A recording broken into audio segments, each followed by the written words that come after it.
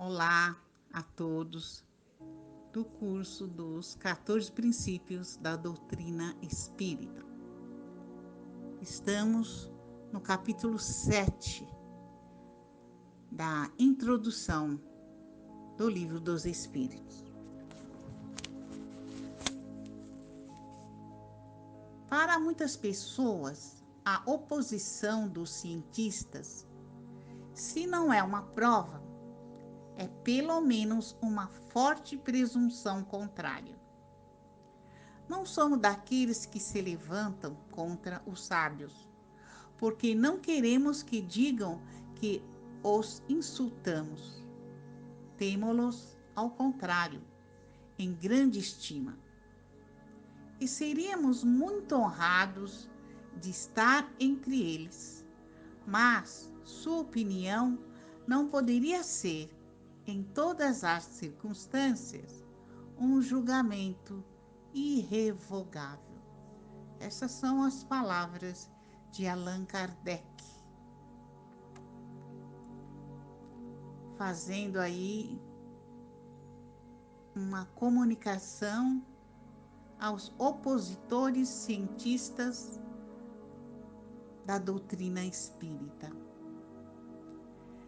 Continua o mestre Kardec. Desde que a ciência sai da observação material dos fatos e trata de apreciar e de explicar esses fatos, o campo está aberto às conjecturas. Cada um traz um pequeno sistema que quer fazer prevalecer e o sustenta com obstinação.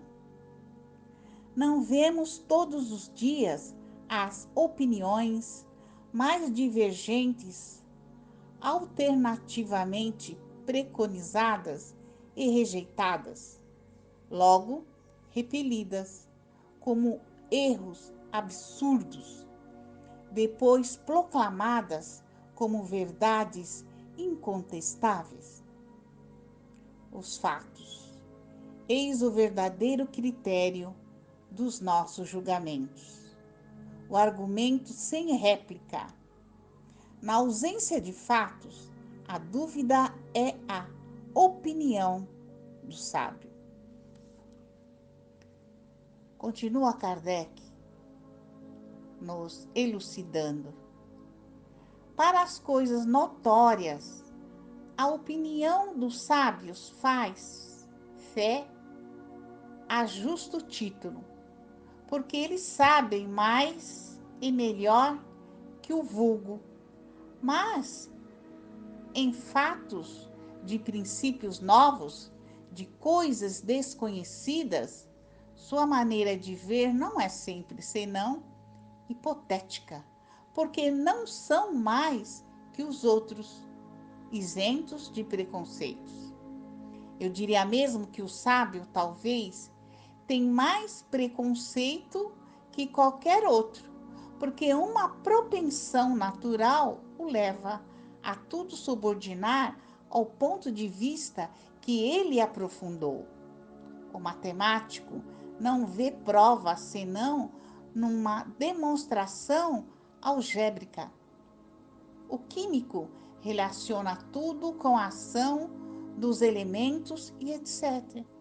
Todo homem que faz uma especialidade, a ela subordina todas as suas ideias. Tirai-o de lá e frequentemente ele desarrazoa, porque quer submeter tudo ao mesmo crivo. É uma consequência da fraqueza humana. Consultarei, pois, voluntariamente e com toda a confiança, um químico sobre a questão de análise, um físico sobre a força elétrica, um mecânico sobre uma força motriz. Mas eles me permitirão, sem que isso prejudique o apreço do seu saber especial, de não ter a mesma conta a sua opinião negativa em fatos do Espiritismo. Não mais que do julgamento de um arquiteto sobre uma questão de música. Parágrafo 4º. As ciências vulgares repousam sobre as propriedades da matéria que se pode experimentar e manipular à vontade. Os fenômenos espíritas repousam sobre a ação de inteligências que têm sua própria vontade e nos provam a cada instante que elas não estão à disposição dos nossos caprichos. As observações, portanto, não podem ser feitas da mesma maneira. Elas requerem condições especiais.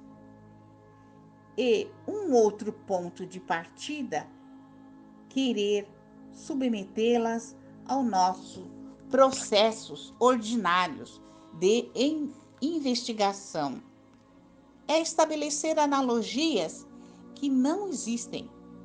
A ciência propriamente dita como ciência, portanto, é incompetente para se pronunciar como ciência. Portanto, é incompetente para se pronunciar na questão do espiritismo. Não tem que se ocupar com isso a seu julgamento, qualquer que seja, favorável ou não. Não poderia ter nenhuma importância. O espiritismo é o resultado de uma convicção pessoal que os sábios podem ter como indivíduos, abstração feita de sua qualidade de sábios, mas querer deferir a questão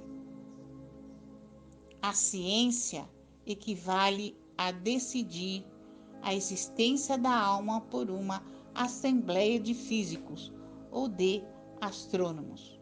Com efeito, o espiritismo está inteiramente baseado na existência da alma e seu estado depois da morte. É soberanamente ilógico pensar que um homem deve ser um grande psicólogo porque ele é matemático ou um grande anatomista. O anatomista, dissecando o corpo humano, procura a alma. E por que não a encontra sob seu escalpelo, como nele encontra um nervo? Ou por que não vê fugir como um gás? Conclui daí que ela não existe, porque ele se coloca em ponto de vista exclusivamente material. Segue-se que ele tenha razão contra a opinião universal? Não. Vê depois que o espiritismo não é da alçada da ciência. Quando as crenças espíritas forem vulgarizadas, quando forem aceitas pelas massas, e a julgar pela rapidez com que elas se propagam, esse tempo não estaria longe. Ocorrerá com ela o que ocorre com todas as ideias novas que encontram oposição. Os sábios se renderão à evidência. Eles a atingirão individualmente pela força das coisas. Até lá, é intempestivo desviá-los dos seus trabalhos especiais, para os constranger a se ocuparem de uma coisa estranha, que não está nem nas suas atribuições, nem em seu programa.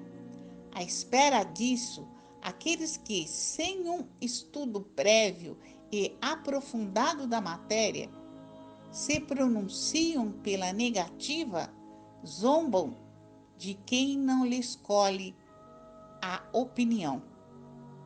Esquecem que o mesmo ocorreu na maioria das grandes descobertas que honram a humanidade. Eles se expõem a ver seus nomes aumentarem a lista dos ilustres proscritores das ideias novas, inscrito ao lado dos membros da douta Assembleia, que em 1762 acolheram com uma imensa exposição de riso o relatório de Franklin sobre os para-raios, julgando-o indigno de figurar ao lado das comunicações que lhe eram endereçadas. E desse outro que ocasionou perder à França o benefício da iniciativa da marinha a vapor, declarando o sistema de Fulton um sonho impraticável. E essas eram questões de sua alçada. Se, pois, essas assembleias que contavam em seu seio com a elite dos sábios do mundo, não tiveram senão escárnio e os sarcasmos por sábios, por ideias que não compreendiam e que, alguns anos mais tarde, deveriam revolucionar a ciência, os costumes e a indústria. Como esperar que uma questão estranha aos seus trabalhos obtenha mais favor? Continua Kardec. Esses erros de alguns, lamentáveis por sua memória, não poderiam tirar-lhes os títulos que, por outras coisas, adquiriram a nossa estima. Mas é necessário um diploma oficial para ter bom senso, e não se contam fora das poltronas acadêmicas, senão todos imbecis.